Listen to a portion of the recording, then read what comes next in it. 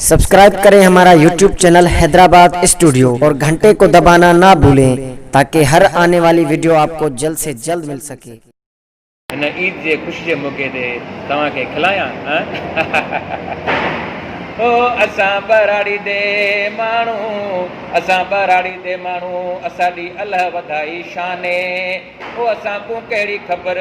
ओ असां तूं कहिड़ी ख़बर त कीअं खमींदा पाने अबम अबम अबम अबम बम ही फरमाइश कई आहे मुंहिंजे प्यारे दोस्त जेको 2 महीना अॻु में मरी वियो आहे हुन राति ख़्वाब में फरमाइश कई आहे मुलाज़ा फरमायो ओ कुकड़ कबाबा चूं ओ कुकड़ कबाबा चूं क्या जानू असां पटड़े बत दे प्यासी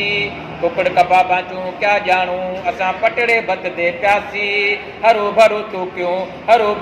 क्यों कुंदा वतई सासी अबम अबम अबम अबम बम ओ तेॾा बंगला चूं भो थींदा असांजे भले कखा में काने हुका चिलमा छिक छिक मर गए असांजे अबे ॾाॾे नाने आखे कंबराणी असां को कहिड़ी ख़बर त कीअं खमींदा पाने अबम अबम अबम अबम बम। दोस्तो इन्ही गाने जी फरमाइश थी मेहंदी हसन खे। हाणे किथे सराइकी किथे मेहंदी हसन। छा थो चए मेहंदी हसन? असां बहराड़ी दे माण्हू असांजी अल्लाह वधाई शाने शाने फनकार खे मेहंदी गानो विसरी वियो। जीने का मुझे कुछ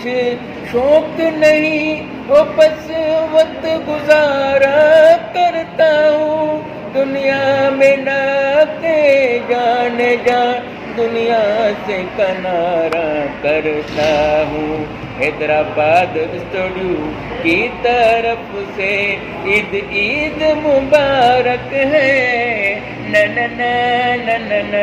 न न न न न मैं इसलिए